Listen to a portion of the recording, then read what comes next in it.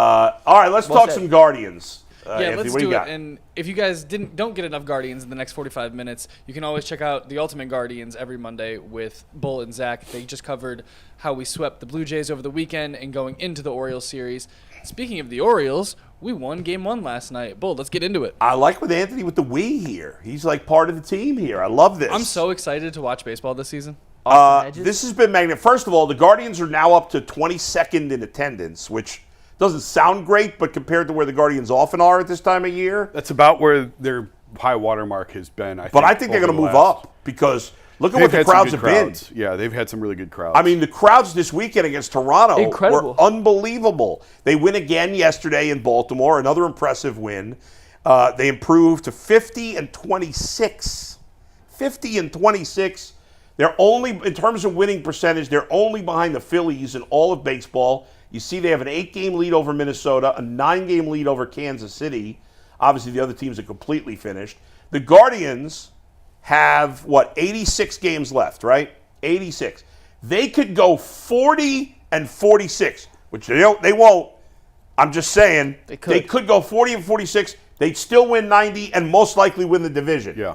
So the division is not in the bag because you never know. Yeah. But it's pretty close to it. I mean, an 8-game lead at this point is huge. And it's not even the biggest Kansas division City's lead collapsing. They're playing terrible baseball. Right. across Major League Baseball. Yeah. Outside the American League East, the division races are not close. No. All of them are 7, right. 8, Mariners 9, got a 10 big games. lead in the AL West. The Brewers have a big lead in the NL Central. Dodgers have a big lead in the NL West. And the Phillies have a big lead. Even though the Braves are good, but the Phillies have a big lead there. Yeah. I mean, the question is going to be, are the Guardians going to get the number 1 seed over the Yankees or the Orioles? And what's interesting, by the way, one of my idiot former colleagues in New York was arguing with another former colleague in New York about, because one guy was saying, the Yankees aren't that good. They haven't beaten anybody. And the other guy said, well, they beat the Guardians. And this guy's like, the Guardians don't count. They play in the Central. Well, the Guardian, if the American League East is the best division in baseball, I think we all know that. The Guardians have a better record against the AL East than any team in baseball except for the Orioles. I didn't know that. That's a great stat. Yeah. And that was before yesterday, so it got better because they beat the Orioles yesterday. Only the Orioles. The Yankees have a lousy record against the AL East. And by the way, first of all, with the balanced schedule, you still play more games against the teams in your division. Yes. But not as one-sided as it used to be. As it was. Now you play 12 against the Royals and 6 against the Yankees, as opposed to 18 and 6. I hated the 18. Right. It was awful. And the Guardians, they've played fine against the AL Central, but their record against the AL Central is not like outrageously great where they've built up wins that way. In fact, the Guardians have a better winning percentage against the AL East and the AL West, I believe, than they do in the AL Central. And you know who does have a dominant record against the AL Central?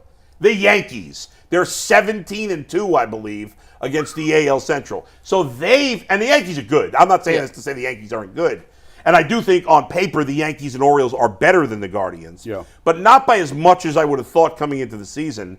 And I'm just saying the Yankees have fattened up on the Central way more than the Guardians have. The Guardians have, for the most part, beaten good teams. In fact, in the last 6 weeks, their 2 worst series were against bad teams. They had a terrible series against the White Sox where they lost 3 of 4.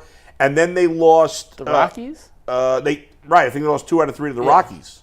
I think they had one other series lost to a good team last week. Jays. The Blue Jays. No. They lost 2 or 3 to the Blue Jays. Right, then they came back and beat yeah. them. Right, and the Blue Jays are okay. They're not the Rockies or White Sox. I think they're selling again. I'm back to the Yeah. I think they are. Yesterday on the Ultimate Guardian show, I suggested, but I didn't work out who the Guardians would give back, but I was saying the Cubs should sell and potentially trade Cody Bellinger and Jameson Taillon to the Guardians. The Cubs would have to eat some money on Taillon's contract, but anyway, go ahead. But yesterday's win was a great win, and Tanner Bibee pitched a fantastic game. He was incredible. The bullpen, once again, was incredible. Clase didn't pitch. Barlow got the save. His stuff was filthy in the 9th inning. It was interesting that they did that because I knew Clase wouldn't pitch last night because he pitched 4 or 5 and 3 in a row. Mm-hmm. So I assumed they would just move everybody back and Hunter Gaddis would get the save, which selfishly I wanted to happen because Hunter Gaddis is on my fantasy team. But what they decided to do, and I kind of like this move in a way by Stephen Vogt, is they left the other guys, because Gaddis has been lights out in the eighth inning. And he doesn't have experience closing where Barlow does. Yeah. So they said, you know what, let's just hop Barlow into that spot for a night. We'll keep Gaddis in his spot. He was filthy. I mean, his stuff was filthy last night. Tim Herrin was great last night. I mean, this has been, guys, almost every night for the Guardians pen. 3 innings, 6 Ks, 1 base runner, no runs. I mean, that's been the MO of this bullpen. They've been incredible. Almost every night. And to Jason's guy earlier, to get to the bullpen, Tanner Bibee put up another terrific start. And over the last month, I pulled his numbers because he's been hot. And Jason's bold prediction this year was Bibee will get Cy Young votes. And he's certainly creeping his way into that discussion. Over the last 30 days, Bull, he's pitched 28 in the 2/3 innings. A 2.51 ERA in 28 and 2/3 innings. He has 45 strikeouts, 5 walks, and opponents are hitting under 200 against him. Yeah, that is the strikeouts are crazy. Elite stuff. 45 strikeouts to 4 walks in the last month. I don't think he's going to make the All-Star team, but he's making a late run here because obviously he didn't get off to a great start, but he's making a good run. He's clearly the ace of this staff right now. And, I mean, he could end up getting some Cy Young votes late in the season. I think that's entirely possible. If he pitches the rest of the season as like he pitched the last month, then he will get some votes. They've needed it big time. And he has been the anchor for them for the last month. Has he, because it has for me, has his emergence changed how you view the trade deadline for them? Because I think it has. No, because I still think they need more pitchers. I do too, but I don't think that they need. In terms of like maybe I thought they had to get an ace. I'm worrying about October. I don't care about June, July, August, 100%. September. I only care about October. I agree. Yes, I feel very comfortable Tanner Bibee pitching Game 1, and I didn't before. Yes, I think at this point it was unlikely they were going to be able to get a pitcher that you'd start ahead of Tanner Bibee anyway. Yeah. So maybe from that perspective, I get what you're saying. It hasn't changed the fact that I want them to get at least 1, if not 2 starters. I don't think they need 2 starters. I'd like them to get 2. I think, and it's really hard to count on Gavin Williams right now, and he hasn't thrown a pitch yet, but I'm still going to. So if you have Tanner Bibee for Game 1, and if you have Gavin Williams, I can't believe I'm going to say Ben Lively, but I'm going to say Ben Lively. Yeah. You only need 1 more. I don't trust Tristan McKenzie to start a playoff game. He can't. And I can't start Allen. And in fact, I would consider sending McKenzie down to the minors when Gavin Williams comes back. They won't do it, but I would consider it. I don't think it's going to help. It is what it is. Well, maybe so. Maybe you can come up with a phantom IL thing and then send him on a rehab. Yes, but I don't like this is. Yeah, I don't think you just can't rely on him this year. I think I would trust him. This sounds nutty. I would trust him out of the bullpen for an inning because no one could hit his curveball. In fact, I suggested that to Zach yesterday. Oh, really? What did Zach say? He liked the idea. As a because think about, remember Carrasco early in his career? He was kind of up and down. He was struggling, and the Guardians put him in the pen. Yeah. The Indians at the time put him in the pen, and he was lights out in the pen. Yeah. And then he was a lights out pitcher after that. Yeah, but the difference is I don't trust Tristan's stuff anymore. Whereas with Carrasco it was, but fine. But his velocity is good right now. But when he misses his spots, he's getting hammered. I'm talking again. I don't care about July, August, September. I mean in October. I'd put him in the bullpen, use him for 1 inning, or maybe a couple of batters, because you can't hit his curveball. Well, I would do that just sooner if I could. Just curveballs. Just throw curves. I want to see if he can play that role before the end of the season. Sure. Overall, I agree with you. Any move you make is all about October right now. It's just and that's why there's no rush. First of all, the prices are too high right now because there's only like 5 teams that are really selling right now, and they don't have a lot to offer. So anybody good they have is going to cost a ton. Once you get closer to the deadline on July 30th, the prices come down a little bit. Teams get desperate to trade players. I would actually reinforce the bullpen. I would look for more bullpen help. Well, even though the bullpen is tremendous. I agree with that. But I will say this, Jason. If you're relying on Gavin Williams and Ben Lively to be 2 of your starters in the playoffs, that is a big risk. Which is part of the reason why I would go get Mason Miller. Because I think Mason Miller is a better lock than anything else you're going to get as a starter. Sure. If you can cut the game down to 4 innings from your starter, 4 or 5 innings, like 2 times through the order, and then you have, and I'm just using Mason Miller as an example, Mason Miller, Clase, Cade Smith, Barlow, Gaddis, Henches, Herrin. You can cut this down to a 4-inning game, 4 or 5-inning game. I think it's more important to go get, and I mean a lights-out bullpen arm. But here's the reason, and I'm in favor of that too. First of all, I'm feeling right now like G. Bush with Operation Stockpile. Like, don't settle for the minimum. Let's go.